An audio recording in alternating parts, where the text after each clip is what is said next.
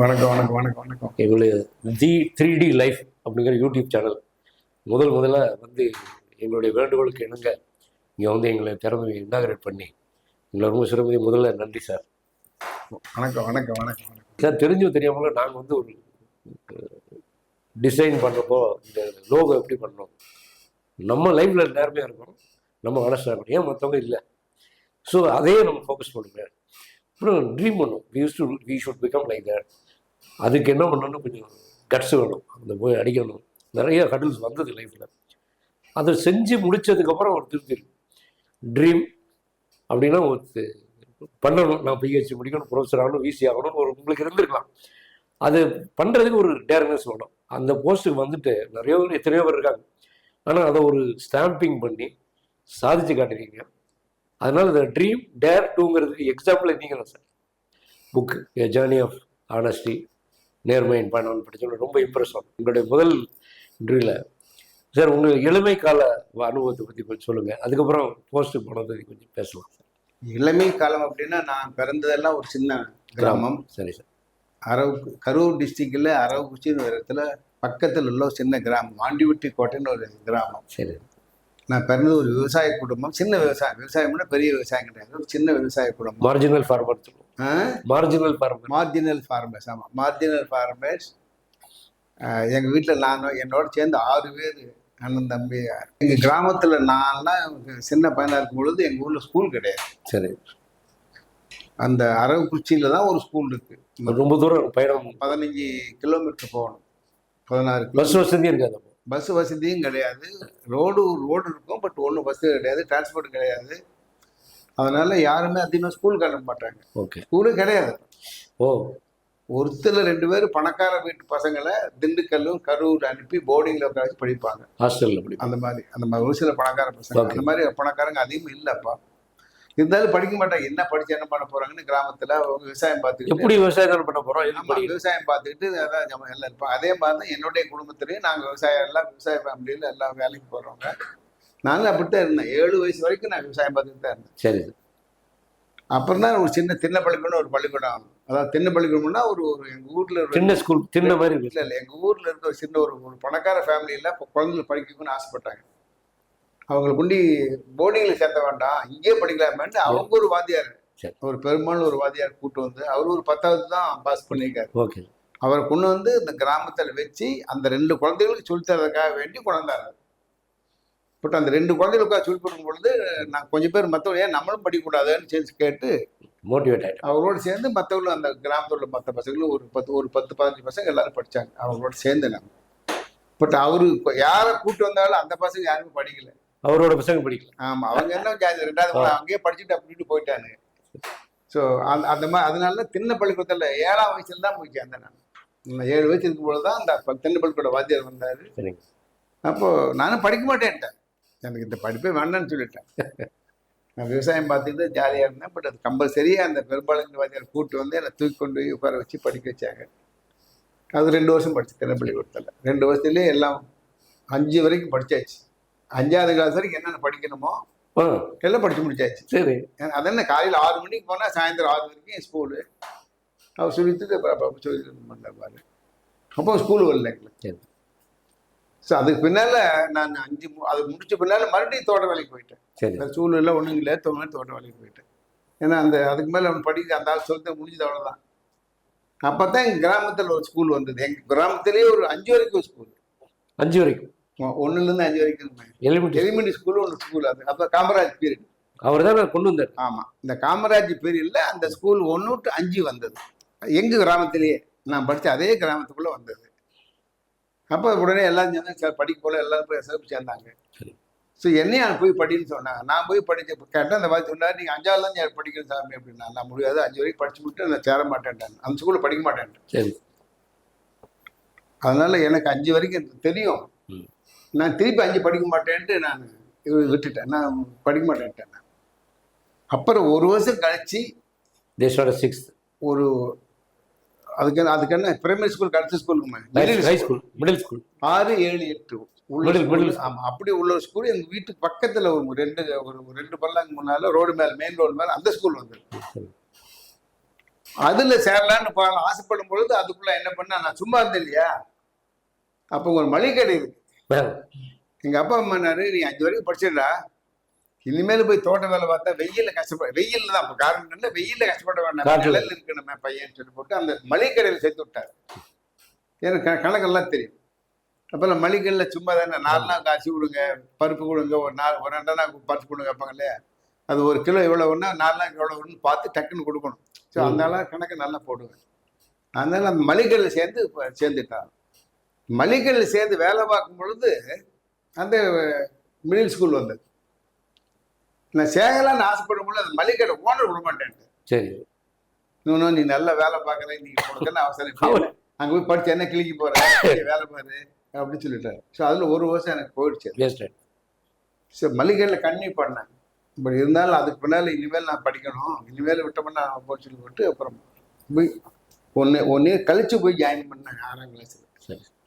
So அங்கே அப்புறம் middle school பண்ணிட்டு தென் அங்கே ஹைஸ்கூல் கிடையாது. 6, 7, 8 அந்த ஊரில் படித்தேன்.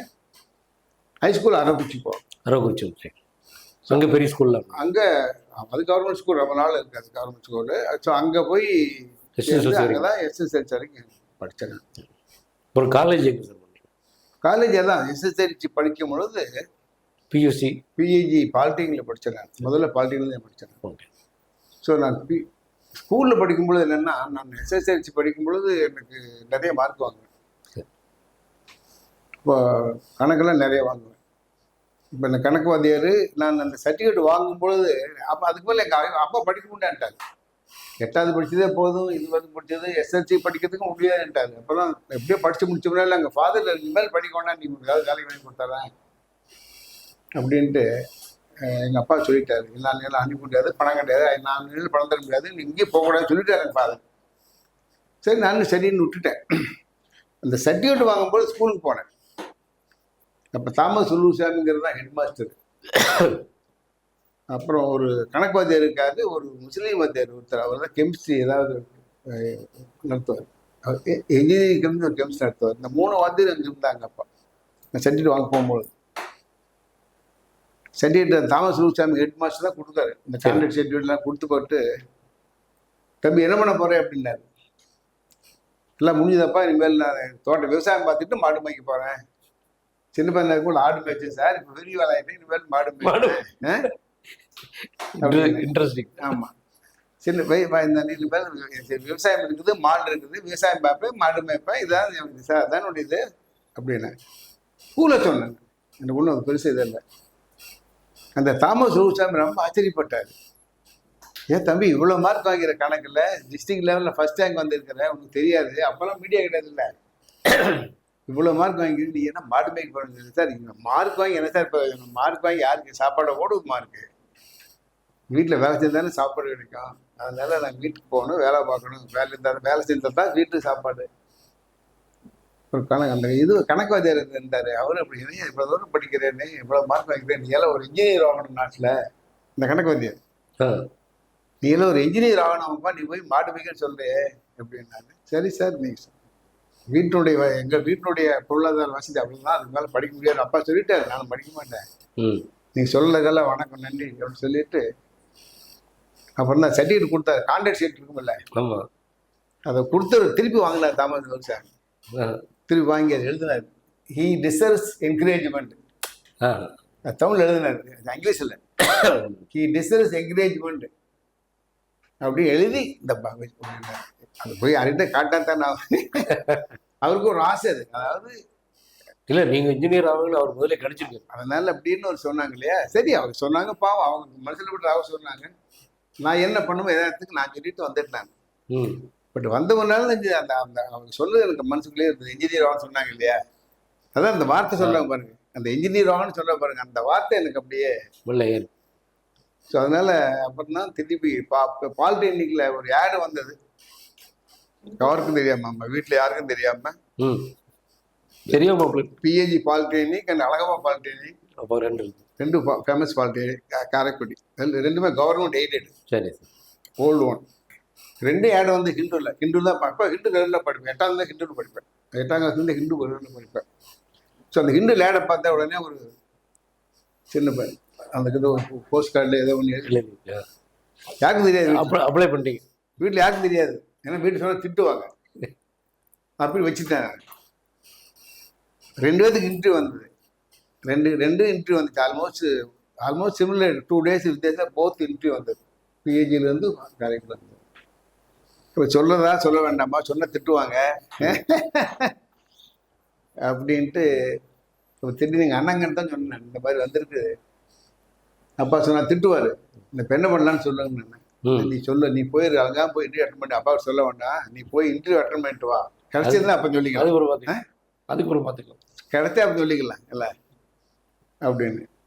அப்புறம் பாலிடெக்னிக் வந்து பிஹெச்டி. கோயம்புத்தூர்னா எங்கள் ஊருக்காரங்களுக்கு கோயம்புத்தூர்னா பிடிக்கும். ஆமாம், அந்த ஊருக்கு கோயம்புத்தூர்னா அப்போ டிஸ்ட்ரிக்ட்ல ஒரே மாதிரி ஒன்றா இல்லை இல்லை, எல்லாம் நாயுடு சொல்ல ஊர். கோயம்புத்தூர் நாயுடு. ஆமாம், அதனால பிடிச்சிருக்கு. அது கான்டாக்ட் கொஞ்சம் பேர் அங்கே இருப்பாங்க அந்த மாதிரி. அதனால கோயம்புத்தூர் அப்படி கோயம்புத்தூர் போயிட்டு இருந்தேன். கோயம்புத்தூர் போய் நான் வந்து தனியாக அப்போ தான் முத போகிறேன். அப்போ தான் ஆஃப் ஹேண்ட். அப்போ தான் எப்பவுமே ஆஃப் ஹேண்ட் தான் போடுவேன். அப்போ தான் முத ஒரு பேண்ட் வாங்கிட்டு, யாருக்கும் தெரியுமா, ஒரு ஃபுல் பேண்ட் ஒன்று வாங்கிட்டு அந்த இன்டர்வியூக்கு போனேன். அந்த இன்டர்வியூ போய் அப்போ தான் கோயம்புத்தூர் சீதாராமராஜன் ரூம் எடுத்து, சரி ரயில்வே ஸ்டேஷன் எதிர்க்கு. எனக்கு ஒன்றும் தெரியல, இப்படி போனது இல்லை. எப்படியோ போய் இன்டர்வியூ போனேன். அதில் போனேன். இதுதான் அந்த தாமோர் இருந்தார். அப்போ நம்ம தான் பிரின்சிபல். அவர் இருந்தார். ராமசாமி வந்தார், ஆஃபீஸ் வார்டன் அவர் இருந்தார். அப்புறம் இன்னொரு ப்ரொஃபஸர் ஒருத்தர், அதாவது பாலிடெக்னிக்கில் ஒரு ஹெச்ஓடி அந்த புத்திசாமி ஒருத்தர் இருப்பார். 3 பேர் இருந்தாங்க. போனேன், வெளியே பார்த்து மார்க் வாங்கினாங்க. இதை முதல் 2 3 நாள் இங்கிலீஷ் கேட்டாங்க, சரியாக தெரியல. புரிஞ்சுது, ஆனால் ரிப்ளை பண்ண தெரியல. சரி செம்மி தமிழ்லேயே சொல்லு என்ன அப்படின்னு என்ன கேட்டாங்க. தெரியல. சரி சேர்ந்துக்க தம்பி, நீங்கள் உனக்கு செலக்ட் பண்ணி சேர்ந்துக்க அப்படின்னாங்க. எனக்கு ஆச்சரியமாக இருந்தது. போய் பணம் கட்டிட்டு நீ போகிற அட்மிஷன் லெட்டர் தனியாக வரும், அட்மிஷன் எப்போன்னு வரும் நாங்கள். அப்போ தான் சொன்னேன், சரி இல்லை பணம் கொண்டு வரல, சும்மா வந்தேன், பணமெல்லாம் கொண்டு வரல, அட்டன் பண்ணலாம் கிடைக்காது தெரியாது, இந்த வீட்டுக்கு கூட சொல்ல வந்துட்டேன், என்கிட்ட பணம் கிடையாது. அதனால் நான் போய் அம்மா அப்பா கேட்டுட்டு, ஆமாம் கேட்டுட்டு தான் சொல்லணும். இதெல்லாம் ஒன்றும் வேண்டாம், நீ பணம் கட்ட வேண்டாம், அட்மிஷன் இருக்கிறதா 5 ரூபாய் 10 ரூபாய் இருக்கிறத கொடுத்துட்டு அட்மிஷன் கார்டு வாங்கிட்டு போயிடு. ஜியாதாம்மா நீ என்ன யாருக்கு பாப்பா, விவசாயி பையன் தானே, ஒன்றும் பிரச்சனை, ஜாயின் பண்ணிட்டு இப்போ பணம் கொடுத்தா அப்படின்னா. நல்ல மனசு சார், நல்ல மனசு. அப்படியே அட்மிஷன் கொடுத்துட்டாங்க. அட்மிஷன் கார்டை வாங்கிட்டு போனேன். வீட்டுக்கு போனால் ஒரே சண்டை. ஃபாதர் டமா யாரை கேட்டு போனது, ஒரே சண்டை வீட்டில். ஃபாதர் யாரை கேட்டு போன, இந்த சின்ன வயசுலேயே அப்பா அம்மா சொல்ல முடியாது, அப்பா கேட்க போறேன் நீ பின்னால போனா யாரும் வச்சு கேட்க மாட்டேன் அந்த மாதிரி. அப்புறம் நான் பேசாமல் இருந்தேன். அந்த இடத்துல ஏற்று பேச முடியாது, நல்லா தப்பு நம்ம தானே. அப்புறம் எங்கள் அண்ணன் தான் போடல, இல்லை பையன் நான் தான் எங்கிட்ட சொல்லித்தான் போனேன். அதனால் நான் தான் சொல்ல போய் சொன்னேன், இந்த அட்மிஷன் வாங்கியே சொல்லி இனிமேல் படிக்கலாமில்ல, இந்த மாதிரி அட்மிஷன் படிக்க ரொம்ப அபூர்வம், பிஜியில் படிக்கிறது பெரிய அறிவு கிடைச்சதில்லை, ஏன் படிக்கக்கூடாது அப்படின்னு ஃபாதர் சொல்லி அவர் கன்வின்ஸ் பண்ணிட்டார். நம்மளாம் கன்வின்ஸ் பண்ணோம். அவர் சரி அதெல்லாம் இல்லை, பணம் இல்லை, என்ன பண்ணுறது அப்படின்னு. நான்லாம் பணம் தர மாதிரி என்ன பண்ணிங்க பண்ணிட்டார் அப்பா கோவத்தில். அப்போ தான் இந்த சைக்கிள் தான் போக ஆரம்பிச்சு. சரி, ஆண்டி வீட்டு கோட்டையிலேருந்து சைக்கிள் தான் போவோம், சைக்கிள் போவோம், ஹெர்குலிஸே. சரி. ஸோ அந்த எங்கள் அண்ணன் தான் ஐடியா கொடுத்தாரு, இந்த சைக்கிள் விற்றுட்டு போயிடலாம் அப்பாவுக்கு சொல்லாமல். சைக்கிளை விற்க சொல்லிட்டு சைக்கிள் விற்றுட்டு நான் எப்போவுமே ஹேபிட் ஆஃப் சேவிங் பண்ணி, யாருக்காவது செலவு பண்ணி கொடுத்தாங்கன்னா பாக்கெட் பண்ணி அதை கொடுத்தாங்கன்னா செலவு பண்ண மாட்டேன், அதான் வச்சுருப்பேன். அதையும் அப்போவே ஸ்கூலுக்கு போகும்பொழுது பார்ட் டைம் ஈவினிங்கில் ஒரு மளிகைக்கடையில் வேலை பார்ப்பேன். சனிக்கிழமை ஞாயிற்றுக்கிழமை ஒரு மளிகைக்கடையில் வேலை பார்ப்பேன். அதில் வர காசில் வச்சு தானே. ஸோ அதையெல்லாம் சேர்த்து கொண்டு ஃபீ கட்டிட்டு அப்புறம் ஜாயின் பண்ணி படித்தேன். அதுக்கு மேலே அப்பா சரியாயிட்டார். அதுக்கு மேலே கொஞ்சம் படிக்கலாம் அப்படின்னு எல்லாம் சொல்லுவாங்க இல்லையா. அப்போ ஃபீஸே 15 ரூபா 13 ரூபா அப்படி தானே சார்? ஃபீஸெல்லாம் ரொம்ப கம்மி தான், 10 ரூபாய். கவர்மெண்ட் பாலிடெக்னிக் ரொம்ப ஃபீஸு ரொம்ப கம்மி தான், 10 ரூபா. என்ன செலவு அப்படின்னா ஹாஸ்டல் ஃபீ தான். ஹாஸ்டல் படிக்கிற வேலை எல்லாம் கம்மி தான். ஹாஸ்டல் இருந்து படிக்கிறதுனால சாப்பாட்டுக்கு கட்டாயம் செலவு பண்ணி தானே ஆகணும். அது கம்பல்சரி. அப்போ சாப்பாட்டுக்குன்னா அப்போல்லாம் டிவைடிங் சிஸ்டத்தில் நான் இருந்த அந்த ஹாஸ்டலில் ஹாஸ்டல் நீங்கள் அதே ஹாஸ்டல் நாங்கள் இருந்தேன். 6 மெஸ் இருக்கு, 5 மெஸ் இருக்கு. டிவைடிங் சிஸ்டம் தான். Old hostel 5 mess, old plus 4 5 mess. அது டிவைடிங் சிஸ்டம் தான் இருந்தது. அப்போ டிவைடிங்னா ₹1 10 பைசா வரும், 1.25 ரூபா வரும் டெய்லி டிவைட் பண்ணால். அப்படின்னா ₹35 ₹40 வரும் மாதத்துக்கு. ப்ளஸ் ரூம் வாடகை ₹5 ₹4 அப்போ சேர்த்தா ஒரு ₹40 வரும் மந்த்லி. ₹40 மந்த்லி வரும். அது எப்படி கட்டுறது? அதான் பிரச்சனை. அது எங்கள் அப்பா அப்போவே கந்துவட்டிக்கு வாங்குவார். ஒரு கந்துவட்டிக்காரங்க அப்போவே கந்துவட்டி ஃபேமஸ் எங்கள் ஊரில். கந்துவட்டின்னா ₹100 கட்டாருன்னா ₹90 கொடுப்பான். 10 ரூபா எடுத்துட்டு கொடுத்துக்கிட்டு அந்த மீதி ₹90 10 வாரத்துக்கு 10 ரூபாய் கொடுக்கும். அப்போ ₹100 வந்துடும். அந்த அது ஒரு சிஸ்டம் அது. ஸோ அதெல்லாம் எடுத்து கொடுப்பாரு எனக்கு. அந்த மாதிரி தான் வாங்கிட்டு கொடுத்தாரு கடைசியில். இப்போ அதெல்லாம் டிஆர் தாமோதரனுடைய பெருமை என்னன்னா, இந்த மாதிரி ஏழைகள்லாம் நாங்கள்லாம் போய் சார் இதெல்லாம் மிஸ் டிவைடிஸ் அதிகமாக இருக்குது சார் அப்படின்னு கொஞ்சம் பேர் சொன்னதுனால அவர் என்ன பண்ணார், ஓல்டு ஹாஸ்டல் மெஸ்ஸை ஸ்கால்டு எக்கனாமிக் மெஸ்ஸுன்னு ரிசர்வ் பண்ணி பார்த்துட்டாரு. டெய்லி 90 பைசா தான். ஓஹோ, எவ்வளோ ரேட் வந்த பற்றி கவலை இல்லை. டிவைடி ரேட்டில் ₹1.5 வளர்க்குறேன், ₹1.5 வளர்ப்பது இல்லை. பட் இங்கே அதே சாப்பாடு தான் கொடுக்கணும், பட் 90 பைசா மெயினாக போட்டாங்க. ஸ்கால்டு ஃபிக்ஸ்டு ரேட் மெஸ்ஸுன்னு பேர், ஃபிக்ஸ்டு ரேட் மெஸ்ஸுன்னு பேர். ஸோ அதில் தான் சேர்ந்து படித்தேன் நான். இப்போ ₹90 ₹27 வருது. ₹27 மாதத்துக்கு வரும் ப்ளஸ் அது மாதிரி. ஸோ அந்த படிப்பூரம் அங்கே தான் இருந்து படித்தேன். அது வெஜிடேரியன் தான். சரி, நான் வெஜிடேரியன் கிடையாது. மீதி 4ல் 2 வெஜிடேரியன், இல்லை நான் வெஜிடேரியன். வெஜிடேரியனில் ₹1.5 ₹1.5 வரும், நான் வெஜிடேரியன் கொஞ்சம் அதிகமாக வரும். ஸோ அந்த மாதிரி தான் படிச்சு. அதான் அதனால தாமோதரன் எனக்கு முக்கியமான காரணம் வாழ்க்கையில் திருப்பூர் தாமஸ் நூறுசாமி, அந்த 2 வாத்தியாருங்க, அப்புறம் தாமோதரன், இவங்க தான் என்னுடைய வாழ்க்கையில் திருப்பத்தை கொண்டு வந்தாங்க.